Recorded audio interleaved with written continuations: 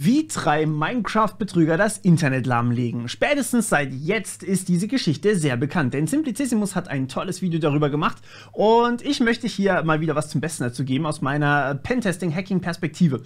Genau, ihr habt euch das wahnsinnig gewünscht und zwar via Kommentar natürlich, via Instagram, via Discord persönlicher Nachricht und sogar per E-Mail kam der Wunsch, ob ich darauf nicht reacten möge und das innerhalb von nicht mal 24 Stunden. Das ist wirklich beeindruckend, ihr seid die Geilsten, einfach nur wahnsinnig cool.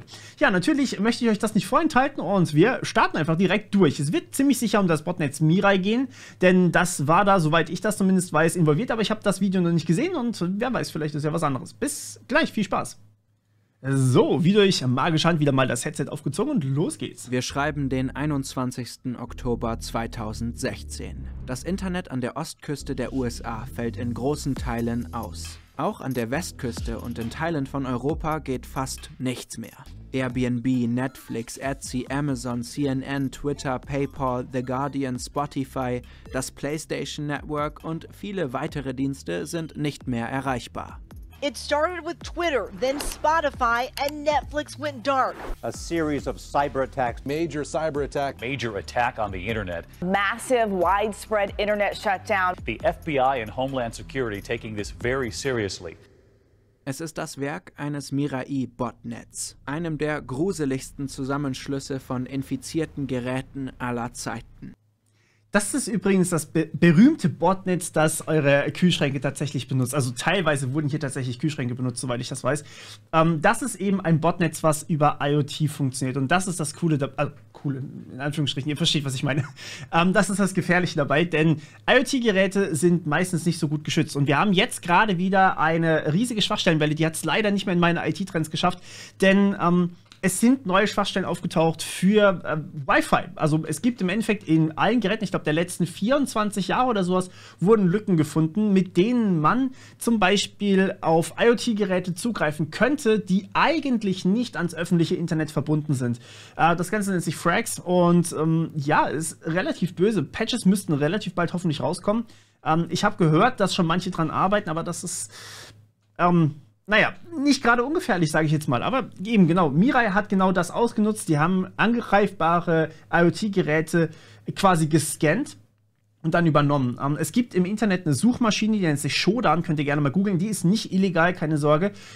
Shodan hat im Endeffekt eine Suchmaschine für angreifbare oder generell für Systeme im Internet gebaut. Das heißt, sie suchen nicht nach Inhalten, so wie Google das macht, sondern sie suchen nach Systemspezifikationen. Und ihr könnt da zum Beispiel dann suchen, ey, ich hätte gerne offene IP-Kameras, das heißt Kameras, die nicht geschützt sind. Und ihr bekommt eine Liste von IP-Adressen von Kameras, die im Internet offen zur Verfügung stehen. Das ist einfach mal so abgefuckt, wie man sich das nur vorstellen kann, denn ihr könnt dann einfach auf diese Kameras zugucken. Und normalerweise werden die dann natürlich relativ schnell benachrichtigt, die Leute, aber eben damals war das noch nicht so, also damals, das ist noch nicht mal fünf Jahre so ungefähr her, damals waren die halt noch nicht so aufgeklärt. Also in den letzten 5 Jahren hat sich wahnsinnig viel getan, was Security angeht, was echt gut ist. Aber trotzdem, wir machen natürlich jetzt erstmal hier weiter. Hunderttausende Zombie-Computer mit der Macht, Internetgiganten und kritische Infrastruktur mit koordinierten Attacken mal ebenso in die Knie zu zwingen. Viele Experten vermuten Russland oder China hinter Mirai. Wer sonst würde so eine potente Cyberwaffe bauen, solche Angriffe durchführen?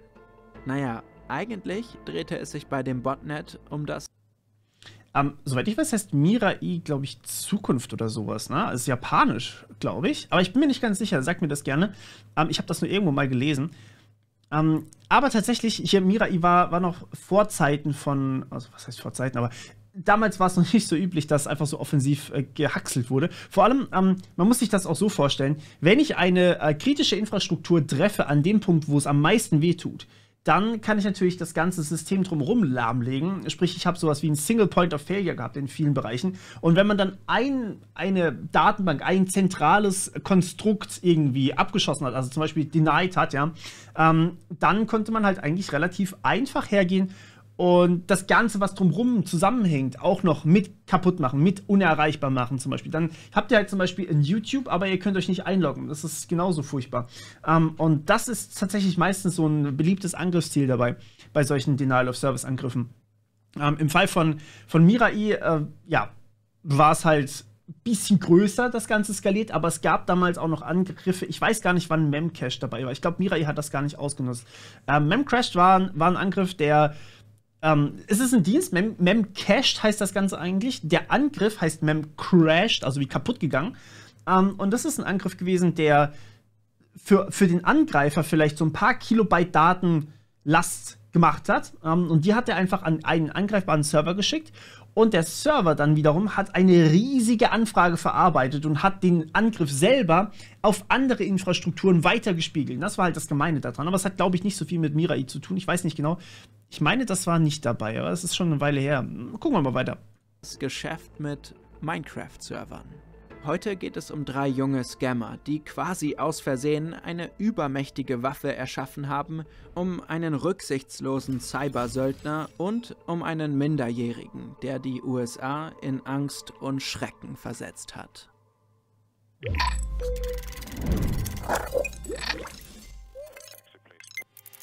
Kurz bevor es losgeht, es gibt einige tolle Artikel zu Mirai. Besonders empfehlenswert sind dieser Artikel von Bloomberg und dieser Artikel von Wired. Ein Botnet ist im Prinzip einfach ein Zusammenschluss gehackter Geräte. Diese Geräte können dann quasi wie eine Zombie-Armee befehligt und für verschiedene Dinge genutzt werden. Mirai ist ein Wurm, eine Schadsoftware, die selbstständig von Opfer zu Opfer springt, um so ein Botnet aufzubauen. Dabei Ja, der Wurm hinten dran, das ist mega geil. Was heißt mega geil? Aber ihr versteht, was ich meine. Der Wurm hinten dran hat im Endeffekt ausgenutzt, dass er ja jetzt Zugriff auf verschiedene Geräte hat. Also ihr müsst euch das so vorstellen, wenn ihr ein Gerät habt, das angreifbar ist, sagen wir einfach mal, ihr habt eine IP-Kamera, also irgendeine Kamera, die halt einfach über IP erreichbar ist, und der Wurm greift darauf zu und übernimmt diese Kamera sozusagen über irgendeinen Angriff. Dann hat die Kamera natürlich jetzt plötzlich alle Möglichkeiten, und in vielen Fällen laufen da hinten dran mehrere Dienste drauf. Und das bedeutet, die Kamera kann jetzt gucken, ist in meinem Netzwerk, ist in dem, was ich verfügbar habe, noch mehr. Und darüber breitet sie sich dann noch mehr aus. Das heißt, wenn ihr zum Beispiel noch eine andere Kamera habt, die aber zum Beispiel nicht von außen erreichbar ist, dann kommt einfach die Kamera und probiert die nächste Kamera aus. Und so verbreitet sich das Ding immer weiter. Das nennt sich Wurmverhalten. Das ist das, was sie hier gemeint haben.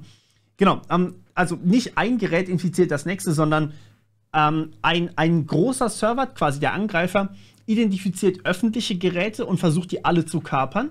Und die angegriffenen Geräte versuchen dann jeweils noch selber zu gucken, was haben sie zum Beispiel in Reichweite. Und darüber wächst das Netz und wächst immer weiter und wird halt irgendwann einfach gigantisch groß. Der Sinn übrigens dahinter ist, dass man so ein Botnetz hat. Wenn ihr so ein Botnetz habt, dann seid ihr natürlich nicht mehr so einfach zu erkennen. Wenn ihr eine IP-Kamera, also irgendein IoT-Gerät in eurem Heimnetzwerk habt, dann hat das Ding erstmal dieselbe öffentliche IP-Adresse, wie ihr sie habt. Außer es ist separat irgendwie freigeschaltet oder sowas. Aber das ist relativ selten eigentlich der Fall. Und das bedeutet, wenn jetzt eure Kamera, euer Kühlschrank, euer whatever, anfängt, irgendwas anzugreifen, also einen Denial-of-Service-Angriff zum Beispiel auf Netflix durchzuführen, dann hat dieses Gerät, was Netflix angreift, was Netflix einfach bombardiert mit sehr, sehr vielen Paketen, erstens mal natürlich euren Internetzugang und dadurch auch eure IP-Adresse. Und wenn es eure IP-Adresse hat, dann kann man das nicht so gut rausfiltern, weil ihr als Mensch, wollt natürlich auf Netflix zugreifen. Das ist ja genau der Sinn von Netflix.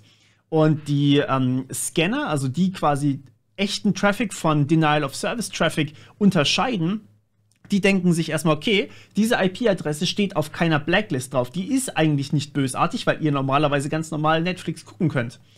Also denkt das Ganze, okay, ich lasse den Traffic durch zu der Webseite, und Netflix sagt halt einfach irgendwann, kann nicht mehr, bin überlastet, ich muss hier raus. So, und dann habt ihr natürlich einen Denial-of-Service-Angriff. Das heißt, es geht eigentlich darum, IP-Adressen zu bekommen und natürlich die Leistung der Geräte, ohne dass man als böse wahrgenommen wird, weil man könnte sich natürlich auch einfach irgendwie Server mieten und darüber dann Denial-of-Service-Angriff durchführen, aber das macht halt in vielen Fällen keinen Sinn, weil du dann sofort auf der Blacklist stehst und kommst nicht mehr durch. ja, deswegen ist es so krass, wenn man solche Geräte eben auch bekommt. Okay, sorry, schon wieder sehr lange gewesen, aber lasst uns weiter gucken. Dabei hat Mirai es vor allem auf IoT-Geräte abgesehen. IoT steht für Internet of Things, das Internet der Dinge. Ein fancy Begriff für Sachen, die keine klassischen Computer sind, aber mit dem Internet verbunden. Das wären zum Beispiel moderne Kühlschränke, Babymonitore, Überwachungskameras und etliche weitere Geräte. Und das ist übrigens genau dieser Kühlschrank, der zum Denial-of-Service-Angriff genutzt wurde. Ich habe das ja schon häufiger in meinen Videos gesagt. Kühlschränke können zu Denial-of-Service-Angriffen genutzt werden. Staubsaugerroboter oder auch IP-Kameras auch. Die sind da wirklich dabei. Das ist nicht einfach so ein far-fetched Example oder sowas. Also es ist nicht irgendwie weit hergeholt. Der große Punkt hinten dran ist halt, ihr merkt das ja nicht. Wenn euer Rechner irgendwie einem Denial-of-Service-Angriff beteiligt ist, dann ist es wahnsinnig unpraktisch für einen Angreifer, weil euer Rechner gelegentlich auch mal ausgeschalten wird. Ich meine, nicht jeder ist permanent an seinem Rechner dran. Handys sind da deutlich interessanter oder eben IoT-Geräte, weil die sind halt permanent verbunden. Wenn ihr euren Rechner ausschaltet, dann kann man damit halt keinen Denial-of-Service-Angriff mehr machen. Und der nächste Trick ist eben ihr merkt nicht, dass diese Geräte infiziert sind. Ihr habt keinen Virenscanner auf eurem IoT-Gerät oder sowas. Ihr habt nichts, was da irgendwie dagegen wirklich hilft. Und ihr merkt es nicht, weil das Gerät weiterhin komplett normal funktioniert. Euer Internet ist vielleicht ein bisschen zu arg ausgelastet, aber in den meisten Fällen seid ihr eigentlich überhaupt nicht aware. Also ihr wisst gar nichts, was da eigentlich im Hintergrund alles abläuft. Außer ihr guckt aktiv nach. Und ich meine, wie viele Menschen machen das tatsächlich? Oft handelt es sich dabei im Endeffekt um billige Elektronik mit schlechter Security, bei der niemand merkt, wenn etwas schief läuft. Oder gar keiner. Der Witz, also erstmal sorry, dass ich schon wieder pausiere. Der Witz ist, dass die ganzen IoT-Geräte häufig einfach nur Default-Passwörter haben. Das hat hier Mirai auch wirklich ausgenutzt. Also Mirai hat eigentlich keine fancy Exploits oder sowas benutzt, sondern sie haben einfach die ganz normalen Standard-Passwörter genommen, die auf den Geräten drauf sind und haben sie halt einfach ausprobiert. Also es gibt eine Liste an Standard-Passwörtern und all diese Standardpasswörter haben sie dann halt einfach ausprobiert. Und es war ihnen ja völlig egal, wie lange es geht. Ne? Wenn man ein Gerät hat, was das für einen übernimmt, und ich meine, nach dem ersten Gerät hat man ja schon ein Gerät, dann kann sich das Ding halt einfach weiter verbreiten. Das heißt, man lässt einfach die gekaperten Geräte den Brute-Force-Angriff mit den Standardpasswörtern durchführen. Und kaum jemand ändert von IoT-Geräten das Passwort, beziehungsweise manchmal geht es gar nicht, das ist ja der Witz dabei. Manchmal könnt ihr gar nicht von eurem Kühlschrank das Passwort ändern, mit dem man darauf zugreifen kann. Manchmal wisst ihr nicht mal, dass man auf euren Kühlschrank überhaupt zugreifen kann und dadurch kommt dann halt ein Angreifer rein. Auch deshalb war Mirai unheimlich effektiv. Nachdem der Wurm auf das Internet losgelassen wurde, hat er quasi auf einen Schlag mehr als 100.000 Geräte infiziert. Das war vorher eine Hausnummer, die andere Botnets kaum überschreiten konnten. Doch Mirai pendelte sich erst bei 200.000 bis 300.000 Geräten ein. Zu Hochzeiten waren es zeitweise um die 600.000. Ja. Der Witz da hinten dran ist ja auch, viele Menschen haben ein IoT-Gerät in ihrem Haushalt irgendwo drin. Und Mirai greift nicht die schweren Ziele an, greift nicht sowas an, also damals noch schweren Ziele an, nicht so leicht, sage ich jetzt mal, wie damals die IoT-Geräte waren, sondern sie nehmen sich halt einfach das schwächste Glied in eurem Haushalt, ist ja völlig egal, und machen halt darüber weiter. Funktioniert ja genauso effektiv. Das Problem ist allerdings natürlich, wenn auch nur ein Gerät in eurem Haushalt drin ist, was übernommen wird, dann werden die anderen Geräte einfach auch getestet. Und wenn man da nicht reinkommt, ist ja völlig egal. Wenn man ein Gerät in eurem Haushalt hat, dann kann man eure IP-Adresse, eure Internetkapazität benutzen für den Denial-of-Service-Angriff. Das heißt, es ist erstmal völlig egal, ob man jetzt euren stärksten Rechner hat oder ob man einfach nur ein schwaches IoT-Gerät hat, um solche Dienste zu machen. Und Mirai hat sich weiterentwickelt. Also, das wird wahrscheinlich nachher noch kommen. Sorry, wenn ich jetzt spoilere, aber die Leute wurden festgenommen.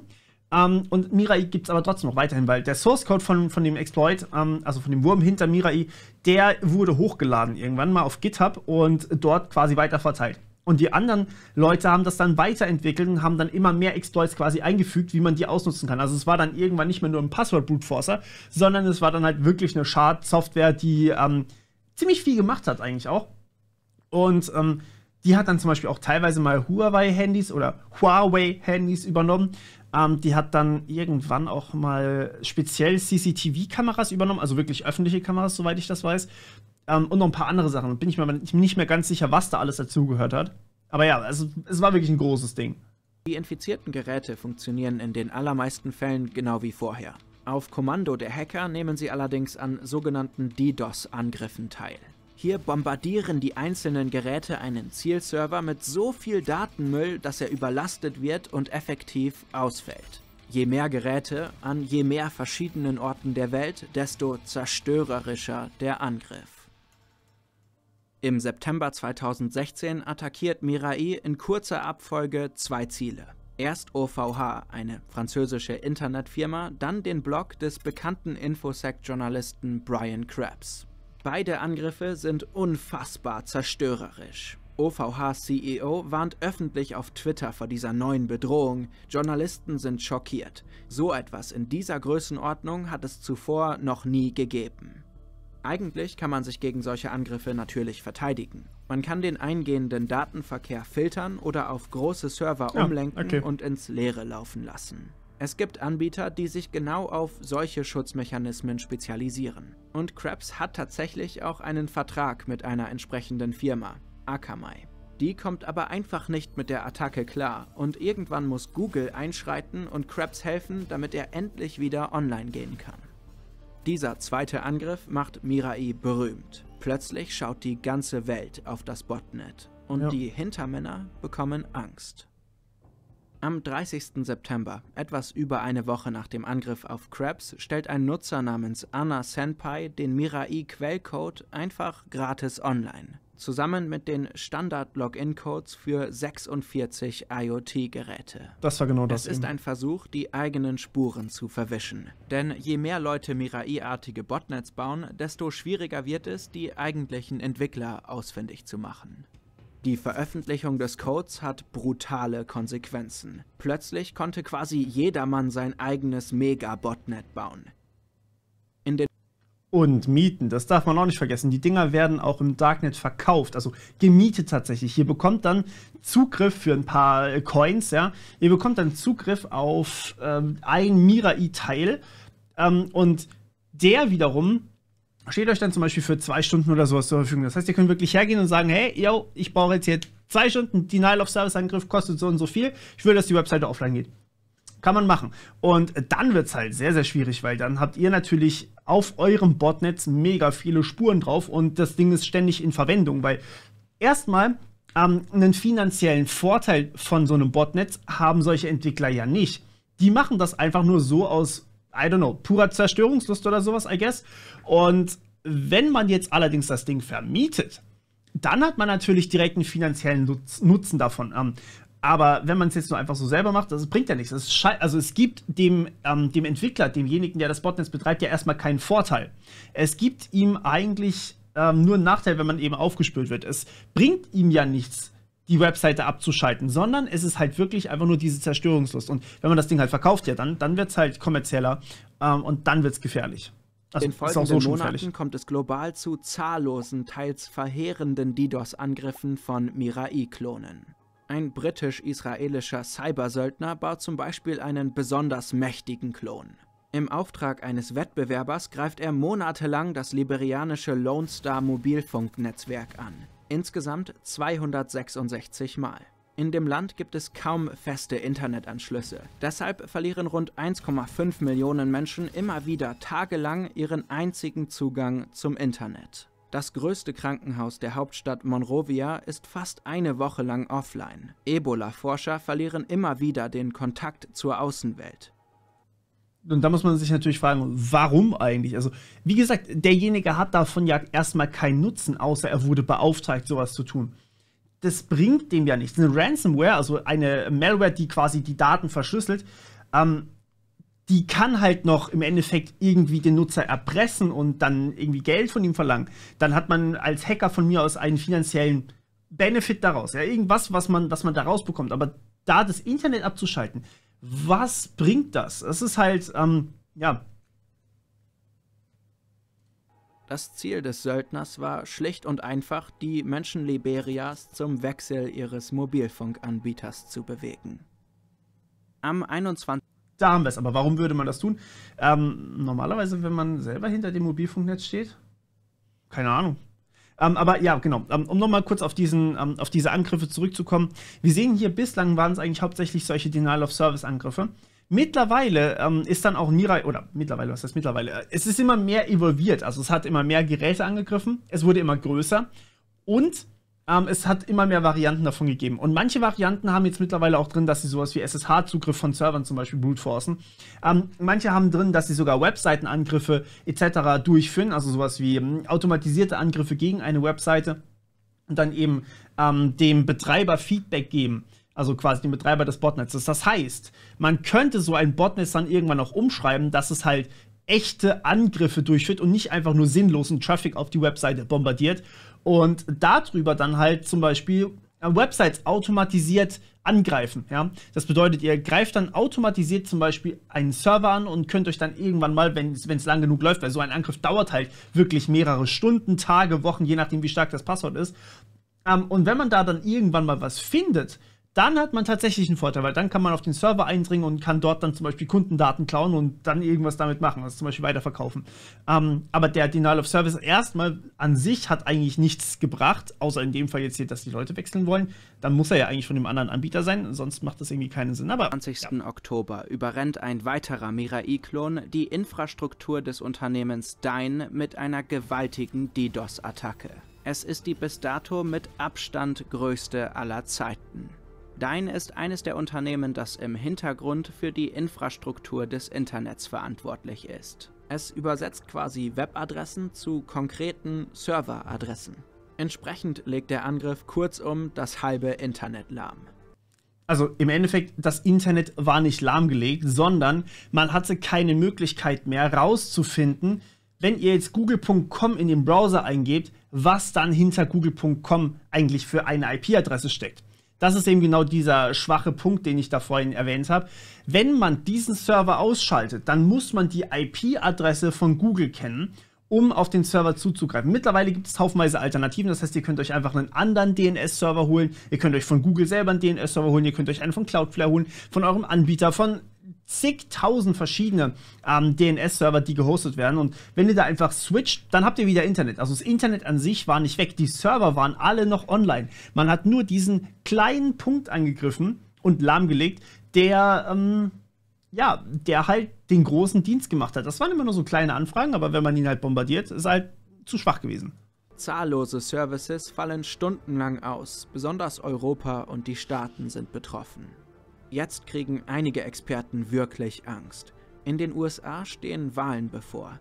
Will hier jemand eingreifen? Wer steckt hinter dieser Attacke? Hat es jemand vielleicht auf das Internet an sich abgesehen und läuft sich warm? Sicherheitsforscher und diverse Strafverfolgungsbehörden versuchen während dieser Zeit fieberhaft, die jeweiligen Verantwortlichen zu finden. Als sie das originale Mirai-Botnet analysieren, bemerken sie etwas Seltsames. Es hat in der Vergangenheit verdächtig häufig Minecraft-Server angegriffen. Das war tatsächlich der Grund, warum man ursprünglich dieses Botnetz gebaut hat. Also die Forscher haben angefangen, das Botnetz zu bauen, weil sie Minecraft-Server lahmlegen wollten. Ja. Und dann ist es irgendwann eskaliert, aus Versehen sozusagen. Minecraft ist eines der erfolgreichsten Videospiele überhaupt. Hunderte Millionen Verkäufe, hunderte Millionen Spieler, endlose Möglichkeiten. Das Spiel ist damals wie heute wahnsinnig beliebt. Der Mehrspieler-Modus läuft in Minecraft häufig über unabhängig betriebene Server mit jeweils ganz eigenen Regeln und Strukturen. Mit großen, beliebten Servern kann man weit über 50.000 € im Monat verdienen. Viele Betreiber von Minecraft-Servern greifen sich gegenseitig mit DDoS-Attacken an. Denn ein langsamer oder unerreichbarer Server bedeutet häufig, dass Spieler auf einen anderen wechseln. Das wiederum hat eine ganze Industrie an Minecraft-DDoS-Abwehr-Services hervorgebracht. Und wer hätte es gedacht? OVH, die französische Internetfirma, die vom originalen Mirai-Botnet angegriffen wurde, bot damals genau so einen Service an. Mirai hat eigentlich Minecraft-Server angegriffen, die Kunden von OVH waren. Der Angriff war aber so mächtig, dass es einfach das gesamte OVH-Netzwerk erwischt hat. Das müsst ihr euch mal vorstellen, ja? Jemand, der Sachen schützen soll, vor Denial-of-Service-Angriffen, ist dann irgendwann selber in die Knie gegangen, weil der Denial-of-Service-Angriff so stark war, dass der Service an sich schon nicht mehr damit klarkam. Das ist halt schon heftig. Und das ist, als würde ich irgendwie Cloudflare mit Denial-of-Service angreifen, um Cloudflare lahmzulegen. Das ist halt Das sind halt ganz andere Dimensionen. Also natürlich, mittlerweile steckt dann eine haufenweise KI hinten dran. Die filtern den Traffic sehr, sehr gut. Die machen auch teilweise richtig gute Packet Inspection, um rauszufinden, ob jetzt ein Zugriff auf eine Webseite echt ist oder nicht echt ist. Also das heißt, ihr kriegt dann auch teilweise einen Cookie gelegt. Also ihr kennt das vielleicht, wenn ihr auf eine Website zugreift und dort werdet ihr gefragt, hey, yo, beantwort mal bitte dieses Captcha hier. Sowas kann natürlich ein Botnetz nicht machen. Ja? Ein Botnetz kann kein Captcha beantworten, deswegen gibt es Captchas. Und wenn ihr dann so ein Captcha beantwortet habt, dann kriegt ihr einen Cookie und dieser Cookie wird bei jedem Website-Aufruf immer mitgegeben. Das ist normal bei Cookies. Eben, und dann liefert man diesen Cookie eben an Cloudflare. Cloudflare erkennt, okay, der hat das Captcha schon mal beantwortet und leitet euch dann auf die eigentliche Website weiter. Das heißt, ihr habt sozusagen, wenn ihr echter Nutzer seid, einmal kurz ein Captcha, was ihr ausfüllen müsst und danach seid ihr komplett safe. Danach müsst ihr quasi gar nichts mehr machen. Wenn ihr quasi bösartig seid, wenn ihr kein echter Nutzer seid, ein Angriff seid, dann habt ihr dieses Captcha nicht und dann werdet ihr einfach immer nur auf diese Captcha-Seite weitergeleitet und es ist halt quasi ein Angriff, der ins Nichts geht. Ja, es ist ziemlich effektiv, das Ganze. Mirai wurde ursprünglich einfach als Waffe im Minecraft-Server-Business gebaut, um die Konkurrenz auszustechen. Als würde man einen Panzer zu einer Nerfgun-Schlacht mitbringen. Ja. Ihren eigenen Code öffnen. Also man muss schon sagen, eine Nerfgun-Schlacht, also klar, Mirai ist wahnsinnig mächtig, aber die Minecraft-Denial-of-Service-Angriffe sind tatsächlich gar nicht mal so ohne. Also da gibt es schon Leute, die es ein bisschen übertreiben, weil sie halt irgendwie Geld haben wollen. Das ist halt so in der Natur scheinbar. Aber ja, Nerfgun ist ein interessanter Vergleich. Öffentlich zu machen, sich danach bedeckt zu halten, all das hat den Tätern schlussendlich nicht geholfen. Das FBI hat sie auf der Basis der Minecraft-Spur schließlich ausfindig gemacht. Im Dezember 2017 bekannten sich Per ASJ, aka Anna Senpai, und seine beiden Mittäter schuldig. Und der Angriff auf Dyn, die Lahmlegung des halben Internets? Der Fall blieb lange Zeit ein Mysterium. Erst Ende 2020 hat sich eine Person schuldig bekannt. Sie war damals noch minderjährig und hatte gemeinsam mit einigen anderen einen eigenen Mirai-Klon aufgebaut. Das Ziel ihres Angriffs war eigentlich gar nicht Dyn, sondern das PlayStation Network. Leider haben sie etwas daneben gezielt und oh, yikes. Upsi. Was können wir aus dieser Geschichte lernen? Das Geile ist, ich habe sogar hier unser CCC-Kongress-Shirt Resource Exhaustion an. Das ist Linus Neumann, Sprecher des Chaos Computer Clubs. Er Soll ich meinen CCC-Shirt auch noch holen? hat die Mirai-Geschichte aktiv verfolgt und der CCC hat zum Beispiel das Bundesamt für Sicherheit in der Informationstechnik damals entsprechend beraten.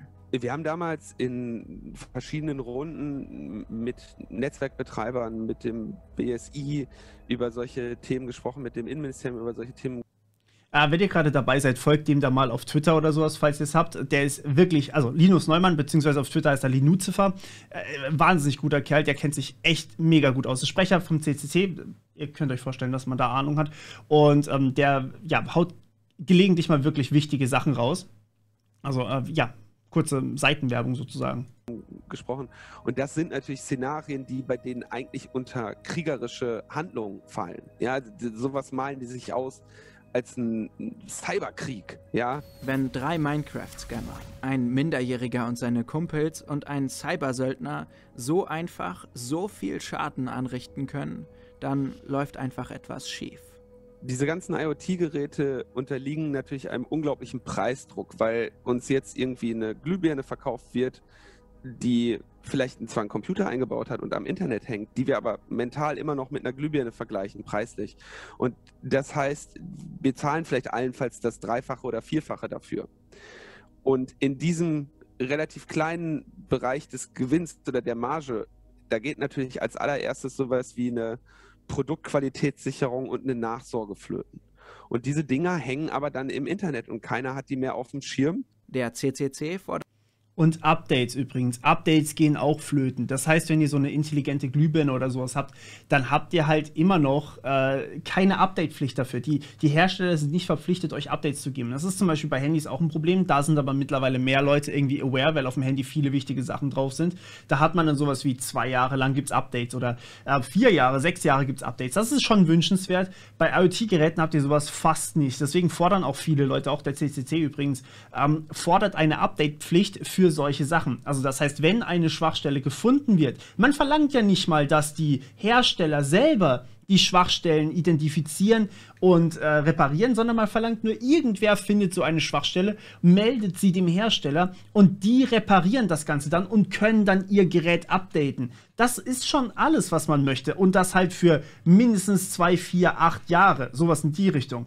Aber ja, selbst das will man eigentlich nicht haben. Selbst das ist nicht immer gewünscht und das ist halt schon ein bisschen traurig, wenn man sich das mal so überlegt. Also ihr kauft euch halt eine Glühbirne und macht danach eure ganze Infrastruktur angreifbar. Das Problem ist ja nicht an sich die Glühbirne. Also klar, für Mirai hat die Glühbirne ausgereicht. Aber die Glühbirne, also das ist ein super berühmtes Beispiel, was ich immer wieder gerne bringe. Die Glühbirne war angreifbar. Ich glaube, es war eine Philips ich weiß nicht, wie die Dinger heißen, ich hab's vergessen. Diese Glühbirne war angreifbar. Man konnte von außen auf die Glühbirne, also vom Internet, über den Router quasi den überspringen und dann auf die Glühbirne zugreifen. Die exploiten, man hatte Root-Zugriff, also Administrator-Zugriff auf die Glühbirne und konnte von dort dann Angriffe fahren, die nur im lokalen Netzwerk laufen. Der Unterschied ist, im lokalen Netzwerk müsst ihr nicht mehr an dem Router vorbei. Der Router hat eine ziemlich starke Firewall, der Router hat quasi nichts, was da offen ist.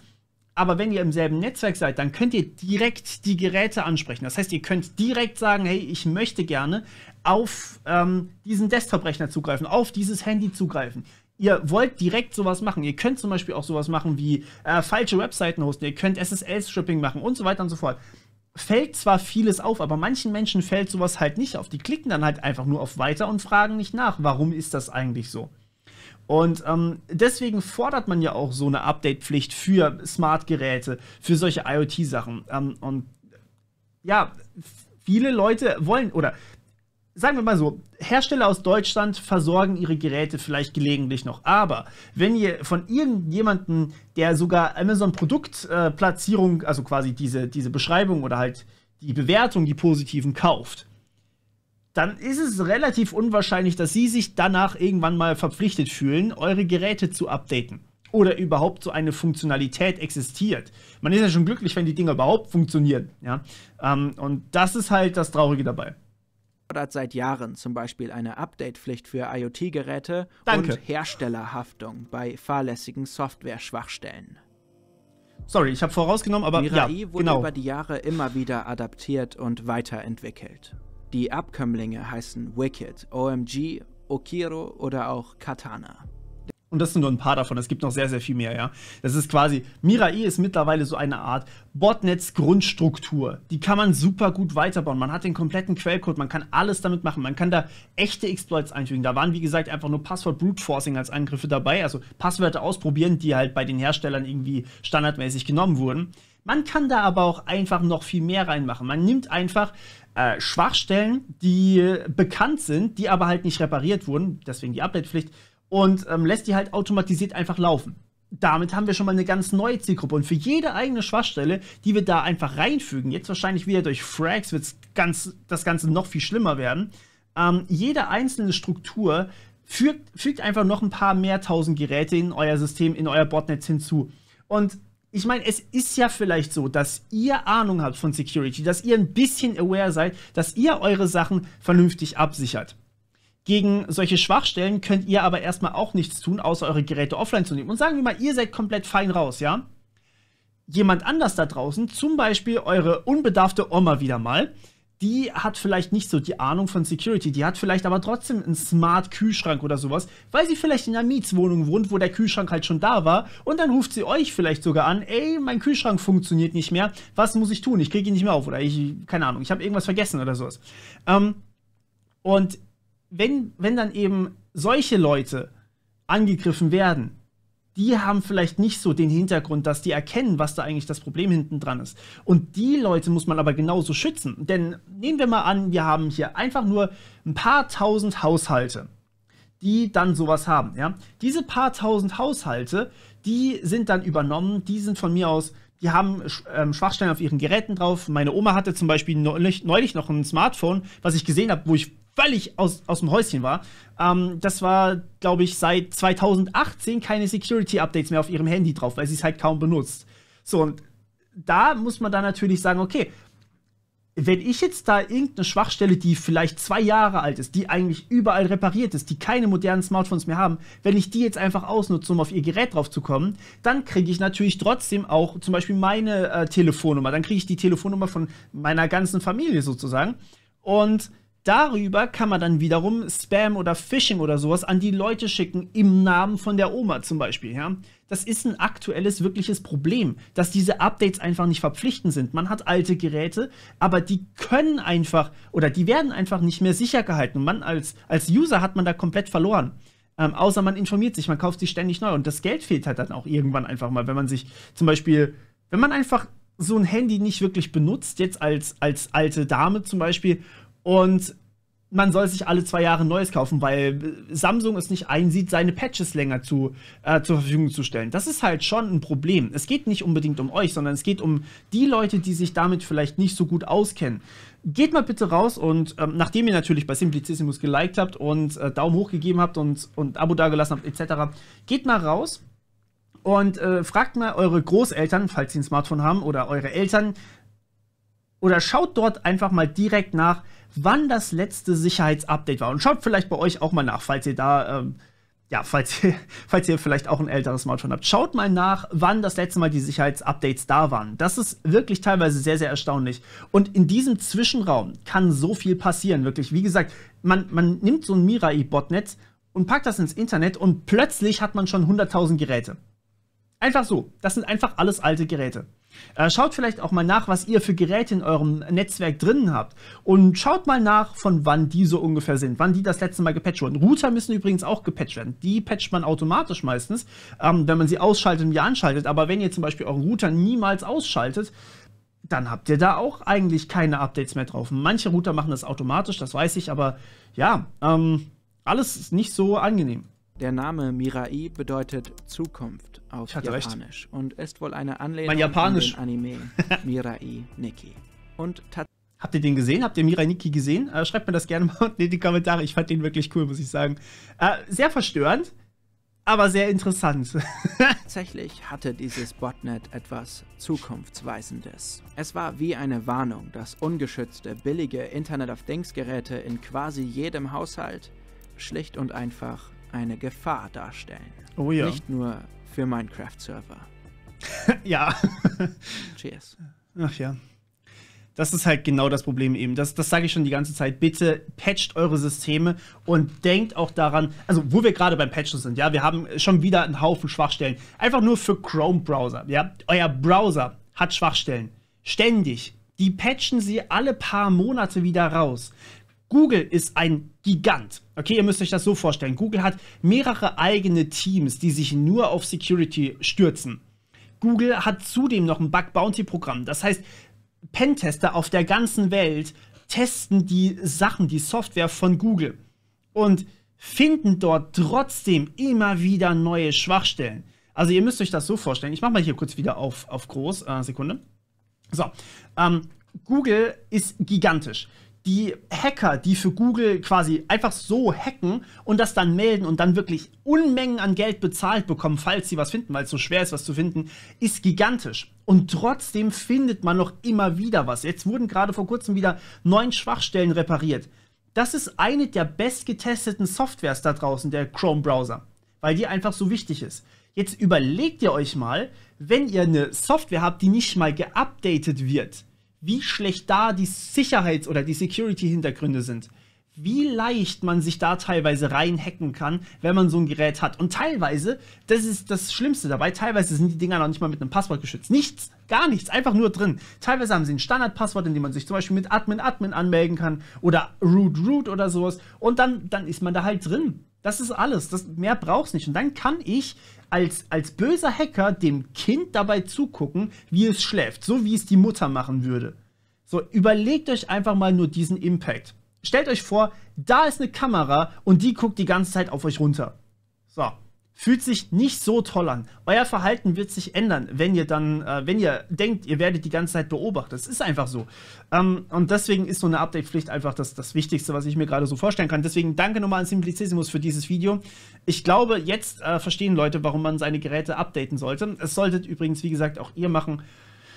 Ja, und das war's von meiner Seite. Wir hören uns beim nächsten Mal wieder. Bis dann. Ciao.